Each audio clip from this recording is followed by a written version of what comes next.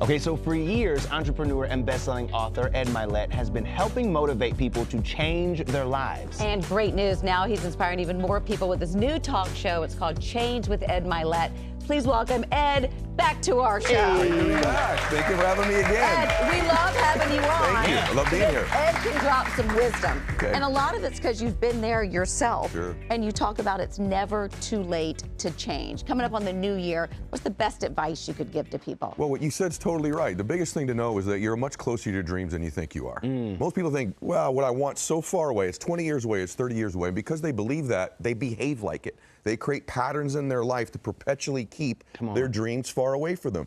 So one of the things I always say is that, if you can get clear on your vision, real clear, very specific with what you want, it's more likely to happen. I think the biggest thing people can do to improve their life right now is start to get very clear on what they want it to look like. Not, I want to get in shape. Specifically, what's the body weight? What's the body fat? What are the calories you're going to eat? The more specific you can be with what you want to change, the higher probability is that you can do it. It also means you have to commit in some sort of way. It's not just like this throwaway line. You got to think about it. Yeah. Well, it makes it more real. And that's why we don't get clear, because if I'm not clear, then you can't measure whether I did it or not. Oh. But once I'm clear, I got to completely commit because I've done something specific that's measurable, and I can prove whether I did it or not. You talk about one of the things also is how people can often become a prisoner of their past, like a choice they made, something that happened in the past, and that they can never really shake that. Yeah, well, the big reason for it is, and I've made this mistake, a lot of people have, is we start to attach our identity to something external.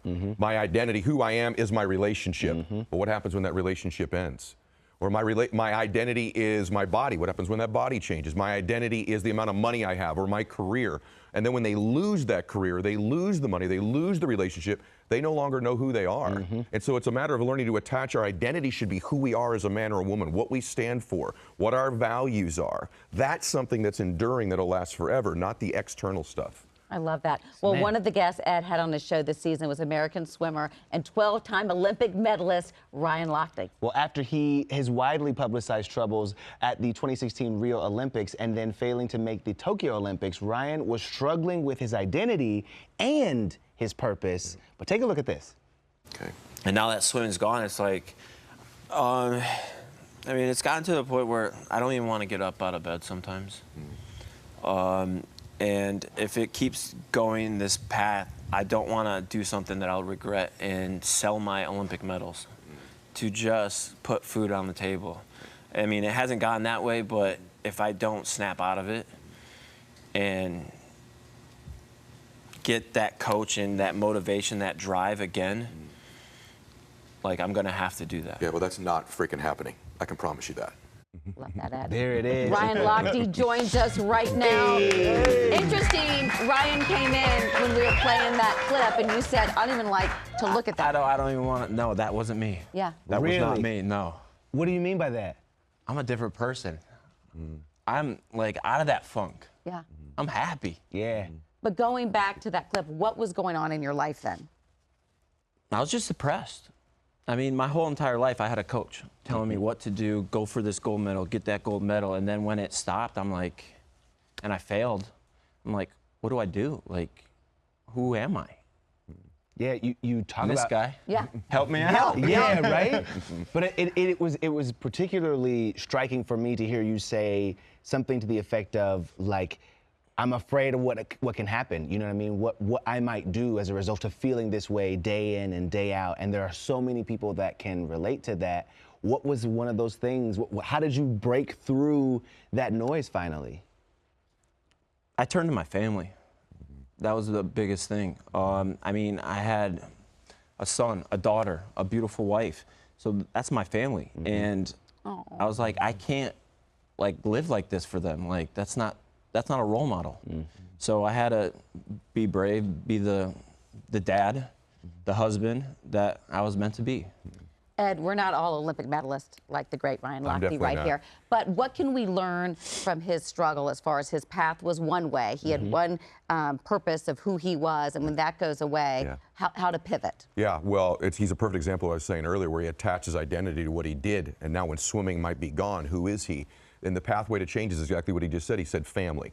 If you want to change your life, you'll do things only for two reasons in your life: your dreams or other people. The the people that you love. And so the pathway to change our life is to attach what we've got to change about ourselves to the love we have for someone else or the dream we have. And in Ryan's case, the public doesn't know a lot about this dude. This is one of the most kind-hearted, generous, loving beings you will ever meet in your life. And so what I decided to do is get him to attach that love to creating the change, because that love is bigger than the obstacle he was going to face, and he's done it. Look at your family. I mean, come on. Well, with that being, can I share something? Yeah. Brian, spill it. We're having baby number 3. Are you serious? I just want to from the moment you sat down in that seat, you didn't die. You like, I gotta get it out. I gotta get it out. Someone say something about family so I can say something, please. Congratulations, Yes, man. yes. Do we know what we're having? No. Okay, good. Are we But gonna keep it we're gonna find out. Oh, you yeah. are gonna find out. Yeah. Because you have a boy and a girl. I have a boy, then girl. So whatever we have, I'm gonna be in heaven. And Ryan, what's your life like now? Like, describe it for us. It's freaking awesome. Yeah. I'm having so much fun. Are you still swimming? No swimming. I'll still be in the sport because I love swimming. So what am I doing? I'm teaming up with my dad, which is one of the top best swim coaches in the world. Me and him are going around the country and world teaching kids how to swim. That's so awesome. great. Yep. That's the way to be, man. And for anybody Yeah. watching, again, that doesn't have that and feels, you talk about making a plan. What's the key with the plan? Do you need a beginning, middle, end, or is it just a start? You need an end. That's the most important thing in life. You got to begin with the end in mind and then work your way backwards. Okay. So what do you want it to look like? And then you can reverse engineer the plan back. And the other thing to remember too is you don't have to have a perfect plan. You know, perfection is sort of the enemy of execution. So is complexity. So listen, just take some steps. You know, you can't learn to drive a parked car. And so begin with what the end looks like and then have the faith and the courage to step into the unknown to some extent. The people that I know that are the most happy and blissful in their life or successful have an ability to step into the unknown with the fear, but they have the courage to do it anyways, knowing that that's where change begins. Make fear the passenger, not the wall. Amen. You know what I'm saying? 100%. Somebody coming in high. You did it to me. I don't know You got it. You caught it. Ed, great to see you as always. to see Ryan, you. I'm so happy for everything Thank going you, on. thank you. Congrats on baby number 3. Yeah, That is thank so you. awesome. Come on. Change with Ed Milet, streaming right now on Nosy website. Check it out. We'll be right back. Right back. Yay! On the next Access Daily, Terry's got talent. Picasso over here. It's Pictionary with AGT host Terry Crews. Planes, trains, and automobiles. Next Access Daily.